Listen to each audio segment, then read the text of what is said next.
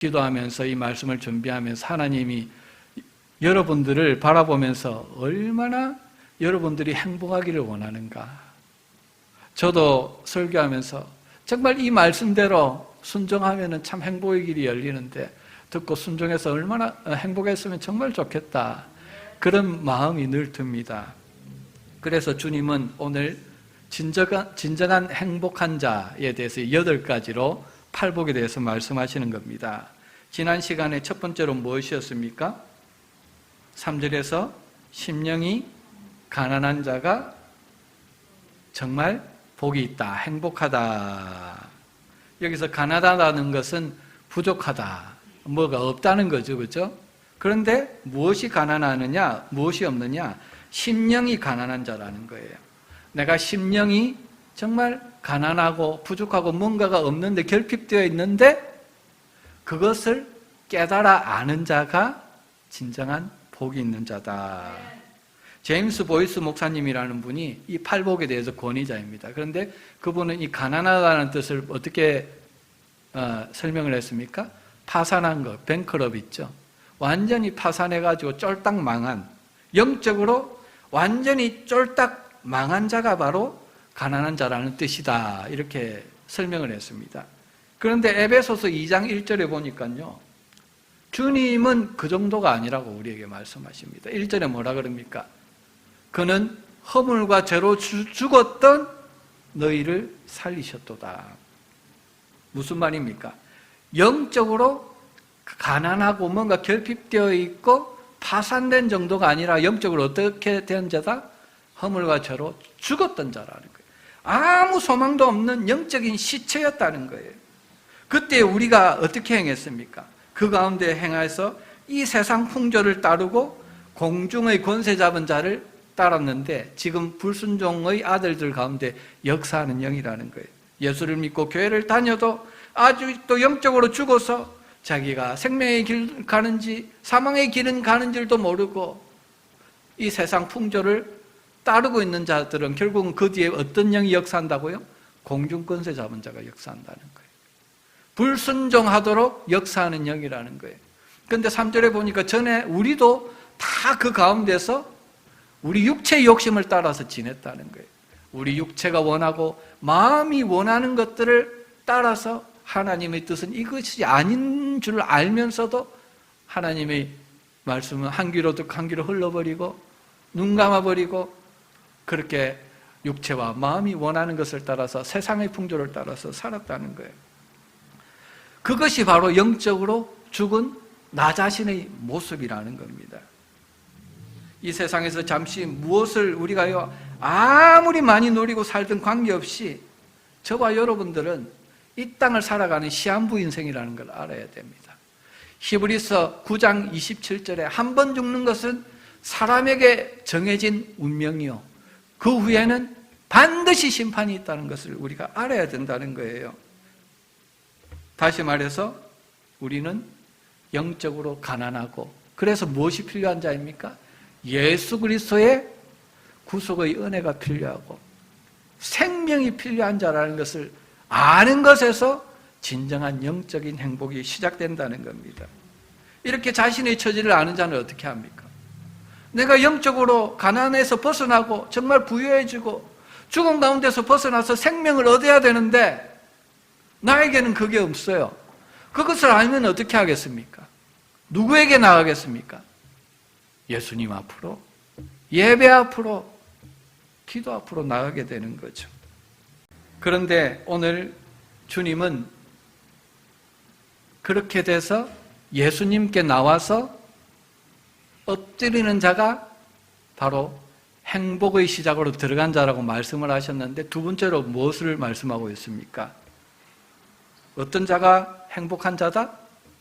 복이 있다? 애통하는 자가 복이 있다. 그들이 위로를 받을 것이다. 약속하고 계십니다. 여러분 보세요. 나는 영적으로 가난한 자예요. 파산된 자예요. 그뿐만 아니라 내 영이 죽은 자예요. 예수 그리스도의 생명이 없으면 한시도 살아갈 수 없는 자예요. 그걸 내가 알았어요. 예수님 앞에 나와서 예배 드려요. 그런데 이게 행복의 시작인데 거기만 머물면 된다, 안 된다? 안 된다는 거예요. 예수님 앞에 나가는 것만으로는 안 된다는 거예요. 그러면 어떻게 해야 하느냐? 애통하는 자가 복이 있나니, 그 문제를 가지고 주님 앞에 애통해야 된다는 거예요. 누가복음 6장 21절에 보니까 애통하다는 말을 운다, 우는 자가 복이 있다, 행복하다 하십니다. 예수님 앞에 나와서 애통하고 그것을 위해서 우는 자가 복이 있다. 왜? 주님께서 오셔서 위로해 주시고 그 애통한 문제, 우는 문제를 어떻게 하신다? 내가 돌봐줄게. 오늘 사용된 애통이라는 헬라어는요, 원어로 펜데오라는 말입니다. 성경에 슬픔을 표현하는 여러 가지 말이 있어요. 한 9가지 말이 있는데, 작은 슬픔에서부터 우리가 좀 물질적으로 가난해지고, 그죠? 어려움 당하는, 인간적인 관계에서 어려움 당하는 그런 슬픔에서부터 가장 깊은 슬픔에까지 이렇게 9단계로 지금 성경은 말씀하고 있는데, 오늘 애통이라는 말은, 펜데오라는 말은요, 가장 극심한 슬픔. 이 어느 정도의 슬픔이냐? 부모나 우리가 자녀가 죽으면은 우리가 울부짖죠, 그렇죠? 그때는 나의 자존심, 나의 그 얼굴은 온데간데 없습니다. 내 자녀가 만약에 죽었다, 죽을 위기에 처했다, 슬프고 절망적이기 때문에 아무나 붙들고 하소연하고 살려달라고, 나의 위시는 필요가 없는 거죠, 그렇죠? 그 정도로 극심한 슬픔 가운데 하나님 앞에 나와서 기도하는 모습이 뭐라고요? 애통이라는 거예요. 예수님이 아니면은 이 문제 해결할 수 없습니다. 살아날 수 없습니다. 주님이 없으면은 아무것도 할 수 없습니다. 다른 데가 사소연할 때도 없습니다. 주님 도와주셔야 됩니다. 주님을 붙들고 기도해야 되는 거예요.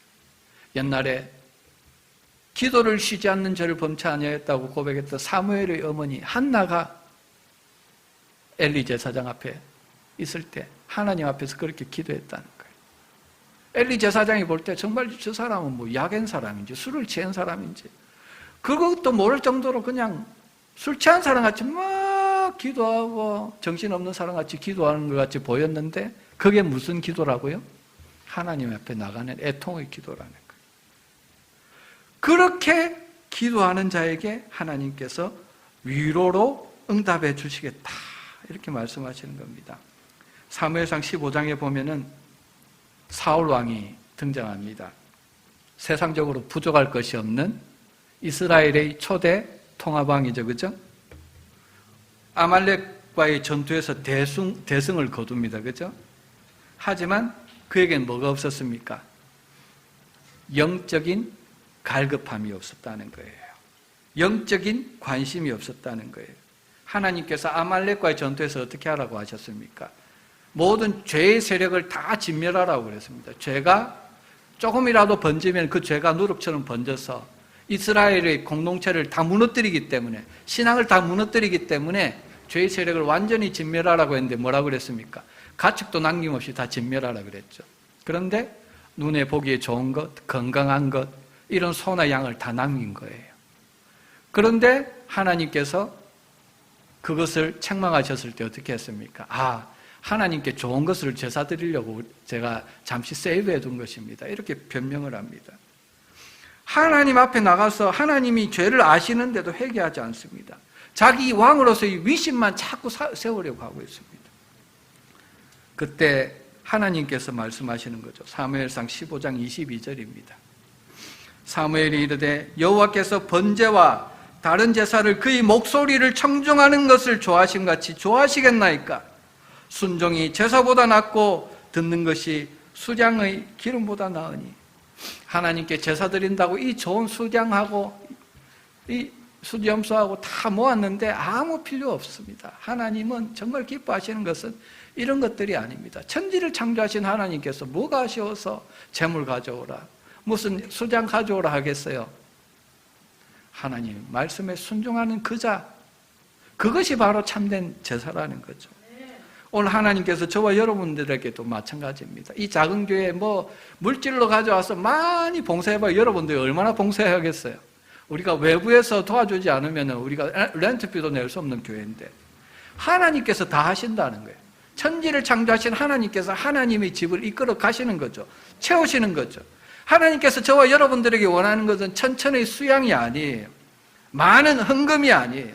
저와 여러분들의 진심을 보기를 원하신다는 거예요.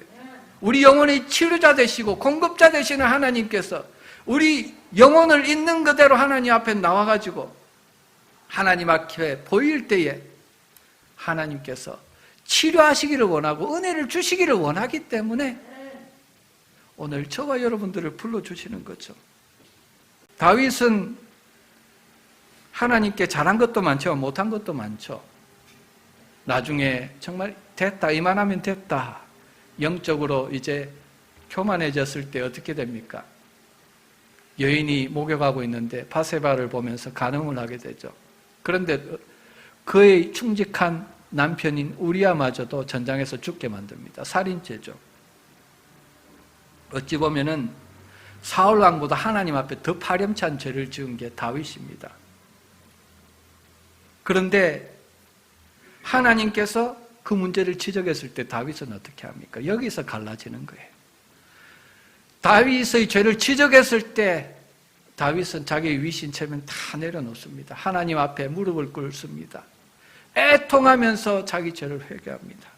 그러면서 쓴 시편이 51편이죠. 뭐라고 이야기합니까? 하나님 앞에 내가 죄악 중에 출생하였으며 어머니가 죄 중에 나를 잉태하였다는 거예요. 하나님, 내가 죄 중에 출생하여서 나는 늘 넘어질 수밖에 없는 영적으로 무능한 자이고 가난한 자인데 나를 어떻게 하느냐는 겁니다. 좀 구원해 달라는 겁니다. 내가 죄진 거는 알지만 내 힘으로 할 수 없다는 겁니다. 그리고 9절 11절에 보면은 이 죄로 말미암아 주의 얼굴을 내 죄에서 돌이키시고 내 모든 죄악을 지워달라고 고백합니다. 하나님이여, 내 속에 정한 마음이 없습니다.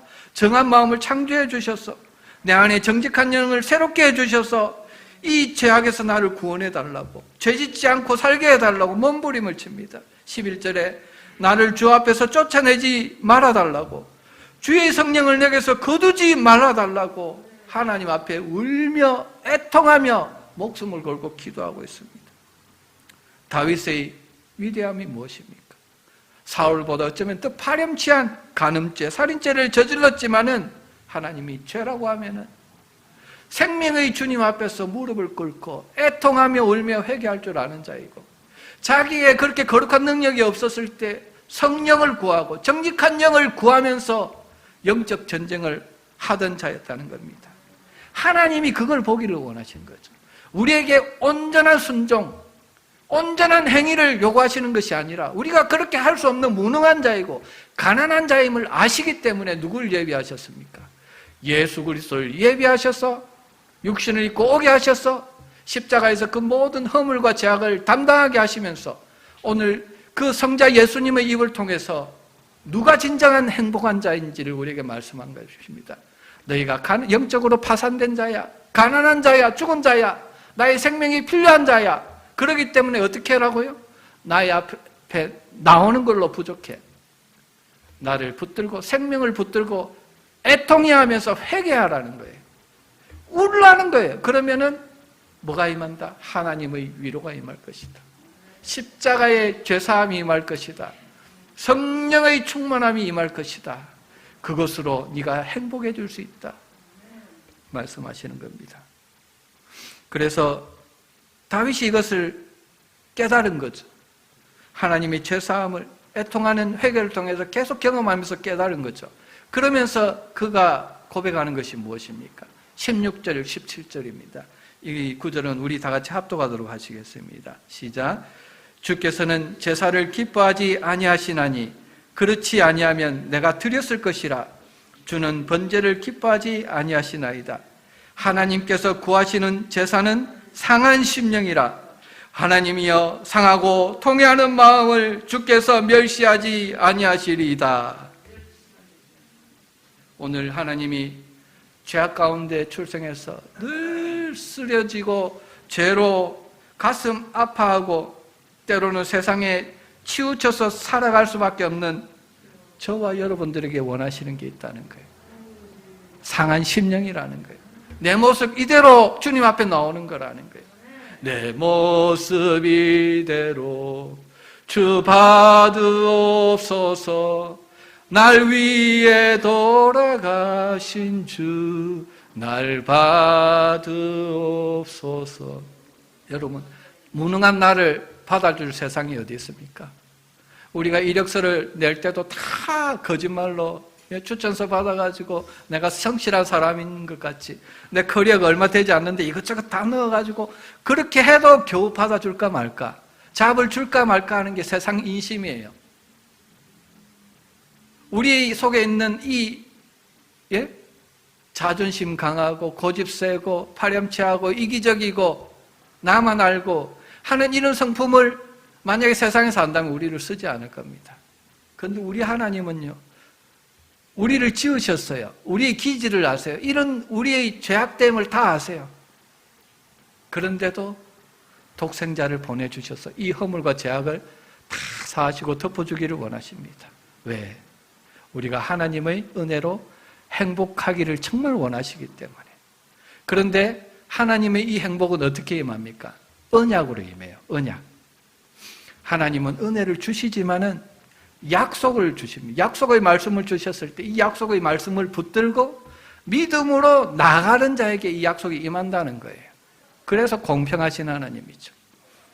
돈 많은 자에게만 이 약속을 주시는 것이 아니라, 많이 배운 자에게만 이 약속을 주시는 것이 아니라, 연약한 저에게도, 많이 배우지 못하고 돈 많이 가지지 못한 여러분들에게도 이 약속을 동일하게 주셔서 누구든지 자기가 영적으로 파산된 자임을 알고 주님께 나와서 부르짖기만 한다면 이것을 주신다는 거예요. 예수의 생명을 주신다는 거예요. 하나님의 위로를 주신다는 거예요. 그뿐만 아니라 성령을 충만히 부어주신다는 거예요. 그 모습, 네 모습 이대로 나와라. 엎드려라. 정말 나의 생명이 필요하느냐? 너의 진심을 보여라. 그럼 내가 정말 줄게. 독생자의 생명까지도 줄게. 천국까지도 너에게 줄 거야. 오늘 여기 애통 펜데오라는 말은요, 신약에 보면은 10번 정도 지금 사용되고 있는데요, 모두 죄악의 결과로 오는 우리 인생의 애통, 근심, 걱정, 죽음에 대해서 지금 사용되고 있습니다. 무슨 말입니까? 우리 인생에 찾아오는 모든 불행과 슬픔, 죽음은 결국 무엇 때문에 오는 거다? 죄 때문에 오는 거라는 거예요. 그런데 여러분, 죄가 무엇일까요? 어저께 우리가 EM 예배 때 우리 EM 친구들과 죄가 무엇인가에 대해서 함께 나누었는데, 성경은 죄의 본질을 무엇이라고 말씀하고 있는가? 이사야서 53장 6절에 말씀하시기를, 우리는 다 양 같아서 그릇 행하며 각기 제 길로 갔거늘 여호와께서는 우리 모두의 죄악을 그에게 담당시키셨도다. 예수 그리스도께 담당시키셨도다. 예수님이 담당한 우리의 죄악이 뭐냐? 각기 제 길로 갔다는 거예요. 우리 길로 갔다는 거예요. 다시 말해서 하나님을 등지고 하나님을 떠났다는 거예요. 그래서 각기 제가 좋다고 생각하는 길로 간 것이 바로 죄입니다. 하나님의 말씀을 외면하고 못 들은 채하고 제 길로 가는 것이 죄라는 것입니다. 여러분, 왜 하나님께 등지고 하나님의 말씀을 듣고 한 길로 흘릴까요? 하나님을 믿기는 믿는데 100% 믿지를 못해요. 하나님이 나에게 대해서 선하신 것을, 하나님이 나를 사랑하시는 것을 알기는 아는데 100% 선하시고 100% 사랑하신다는 걸 못 믿는 거예요. 하나님이 나에게 가지신 인생의 계획들이 선하시고 사랑 때문에 하신 건 아는데 100% 믿지는 않아요. 더 나은 계획이 있다고 믿는 거예요. 그래서 내가 생각하기에 더 나은 길을 선택해서 가는 것입니다. 다시 말해서 죄라는 것은 하나님을 믿지 않는 것이 죄예요. 그래서 예수님은 그가 오시면, 성령께서, 예수님의 영인 성령께서 우리에게 오시면은 죄에 대하여, 의에 대하여, 심판에 대하여 세상을 가르치실 것이다. 심판할 것이다 말씀하시는 것입니다. 죄가 뭔지를 알게 해주신다는 거예요. 하나님을 믿지 못해서 떠나는 게 죄예요. 그래서 떠남으로써 어두운 영역에 노출되고 그럼으로써 잘못된 행동을 하게 되는 것이 바로 죄죠. 그래서 잘못된 행동, 때로는 남을 속이기도 하고 살인을 하기도 하고 법을 어기기도 하고 간음하기도 하고 결국은 하나님을 떠남으로써 찾아오는 모든 인생의 슬픔, 인생의 문제들이 바로 죄라는 거죠. 죄의 결과라는 거죠. 하나님을 떠남으로 찾아오는 겁니다. 그래서 이 나에게 시작된 불행을 끊어내는 방법은 무엇입니까? 한 가지밖에 없어요. 죄에서 돌이켜서 하나님께 돌아가는 거예요. 끊어진 하나님과의 관계를 맺는 거예요. 그를 위해서 예수 그리스도 독생자를 보내셔서 하나님과 우리 사이에 가로막고 있는 죄의 문제를 해결하시기 위해서 보내셨는데 그 보혈의 능력을 얻기 위해서는 어떻게 해야 된다? 예수 그리스도의 십자가를 붙들고 이제 그 죄를 십자가에 못 박고 죄의 문제를 해결해 달라고 성령을 부어달라고 하나님께 부르짖고 애통해야 된다는 거예요. 그런 자에게 하나님의 부흥이 임한다. 하나님 앞에 나와서 울며 애통하는 방법밖에 우리가 영적으로 행복해지고 하나님의 자녀가 되고 거룩한 신부로 준비되는 방법이 그밖에 없다는 거예요. 오늘 포스트 팬데믹 이제 보세요. 모든 것이 이제 다 정상화되었죠. 그런데 여러분 이 포스트 팬데믹 시대의 특징이 여러 가지가 있지만 영적으로 볼 때 가장 두드러진 특징이 무엇일까요? 영적인 갈급함이 사라졌다는 거예요. 영적인 눈물이 사라졌다는 거예요. 모든 일상과 신앙생활은 옛날같이 이제 회복된 것 같아요. 그죠? 이제 여름 성경학교도 BBS도 하고, 그죠? 그런데 영적인 애통, 생명에 대한 애통, 죽은 영혼에 대한 애통은 점점 시들어져 가고 있습니다. 하나님께서 지난 2월 8일부터 켄터키주 웰모어라는 한 시골에 있는 대학교, 에즈베리라는 대학교에서 하나님의 부흥을 일으켜 주셨잖아요. 기억하시죠? 그 부흥의 현장에 함께하기 위해서 전미에서, 전 세계에서요, 젊은이들이 모여들었습니다. 예수님의 보좌를 여기 두시고 여기 임하셨는데 십자가를 지신 그 예수님을 만나기 위해서 내가 아무리 멀다고 이 길을 지체할 수 있겠느냐, 안 올 수가 있겠느냐, 그러면서 젊은이들이 와서 그 부흥의 현장에 와가지고 예배하며 밤새도록 기도하며 하나님의 부흥을 경험을 했습니다. 우리가 전에 영상을 한번 제가 보여드렸는데, 그런데요, 그 부흥의 불길이 거기뿐만 아니라 전 미국의 캠퍼스로 옮겨가가지고 수천 개의 교회에서 막 기도의 불길이 일어났습니다. 그 불길이 LA 한인교회에서도 오고, 그죠? 한국교회로 넘어가서 막 기도의 불길이 일어났어요. 그런데 지금 얼마나 지났습니까? 4개월이 지났어요. 불과 4개월이 지났는데 그 영적 부흥에 대한 갈급함과 영적 애통은 어디로 실종되고 없어졌냐는 거예요. 저와 여러분 중에 어떤 분에게는 첫사랑, 주님에 대한 첫사랑이라는 이름으로 그런 영적 부흥과 갈급함이 강하게 임한 적이 있었을 것입니다. 저도 처음 성령을 받았을 때는요, 그때가 고등학교 때 같은데 뭐 여러 가지 은사가 나에게 막 나타나고 하니까 기도를 24시간 계속 하고 싶은 충동이 나는 거예요. 능력 받고 싶고. 그래서 매일 그 어린 나이에 철야하고 기도하고 주님과 24시간 동행하고 싶은 마음이 들더라고요. 그런 부흥과 영적인 갈급함이 여러분들에게 있었을 거예요. 그런 것들을 사모하는 자들이 있을 거예요. 그런데 그런 부흥과 영적 갈급함이 어디서 오느냐는 거예요. 세상의 그 무엇이 그것을 가져다 주느냐? 그런 것들이 나에게 임했을 때 정말 영적으로 행복하고, 돈이 없어도 행복하고 안 먹어도 행복한데, 천지를 창조하신 주님이 나와 함께 계시고 천국의 왕이신 예수님이 나의 왕이신데 무엇이 부족하겠어요? 오늘 주님은 애통하는 자가 복이 있다, 정말 행복하다, 그 영적인 하나님의 부흥, 그 갈급함을 회복하기를 원하십니다. 그 기도를 회복하기를 원하신다는 거예요. 그래서 주님이 말씀하시는 거예요. 그렇게 하기 위해서는 어떻게 해야 된다? 우리 심령이 가난해져야 돼. 우리 심령에 가득 차고 있는 뭔가 세상의 그 무엇, 내 인생의 그 무엇, 그것을 비워내야 돼. 그거는 잠시 있다가 10년, 15년 있다가 이 땅에 두고 가야 되는 죽은 소망이야. 산 소망이 아니야. 그것을 비워내고 예수 안에서 허락하여 주신 살아있는 소망, 영원한 소망으로 채워야 돼. 예수의 생명으로 채워야 돼. 하나님 나라로 채워야 된다는 거예요. 그것을 바라보며 울며 애통해야 된다는 거예요. 내가 세상에 돈이 좀 부족하고 인생이 좀 펴지 못하고 그것 때문에 울며 괴로워하며 슬퍼하며 부러워할 거 아니라는 거예요. 그거는 우리가 10년, 20년 살다가 보면 다 똑같아지는 거예요. 시니어가 되면 전부 다 그냥 그거 다 없어지고 국가에서 주는 웰페어 받으면서 그냥 죽을 날만 기다리는 그런 인생이 된다는 거예요. 양로병원에서 죽을 날만 기다리면서 살아가는 그런 인생이 된다는 거예요.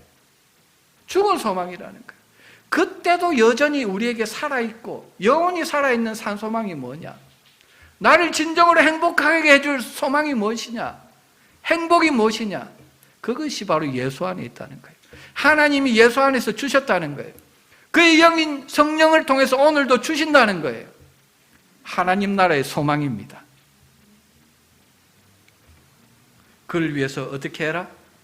너희 속에 있는 것들을 비워내는 작업, 십자가에 못 박는 작업을 해야 된다. 그냥 되는 게 아니다. 애통하는 기도로, 생명을 거는 기도로, 울며 기도하는 그 기도로 하지 아니하면은 할 수 없는 일이라는 거예요. 피 흘리기까지 싸워야 하는 죄와의 싸움이고 영적 전쟁이라는 거예요. 누가 이길 수 있느냐? 애통하는 자가 이길 수 있다. 누가 이 하나님의 부흥을 경험할 수 있느냐? 애통하는 자가 경험할 수 있다. 할렐루야. 여러분 결단하시기 바랍니다. 하나님의 약속은 정해져 있습니다. 누구든지 애통하며 기도하며 이 예수님께로 오는 약속되어져 있는 것을 붙들고 구하는 자에게 임할 것입니다. 그 자녀에게 임할 것입니다. 그 가정에게 임할 것입니다. 이 LA와 캘리포니아 열방에요. 애통하며 이 주님을 향한 부흥을 향한 갈급함을 가지고 있는 자가 없다면 소망이 없어요. 하지만 엘리야의 때에 그 완악한 때에도 하나님은 7,000명의 용사를 남겨두셨습니다. 아무것도 없는 것 같지만 나홀로 기도하는 것 같지만 하나님은 곳곳에 이렇게 하나님의 부흥을 갈망하며 애통해하는 중보자들을 남겨두고 있습니다. 그 중에 하나가 저와 여러분들이에요. 저와 여러분들이 무너지면 우리 자녀가 무너져요. LA가 무너져요. 열방이 무너져요. 애통하며 기도하며 우리가 먼저 회복되어졌을 때 우리를 통해서 열방을 위해 기도하게 하시고 열방을 구원하는 일을 하나님이 행하실 것입니다. 이 시간 그 하나님 앞에 찬양하며 부흥을 구하며 나가도록 하시겠습니다.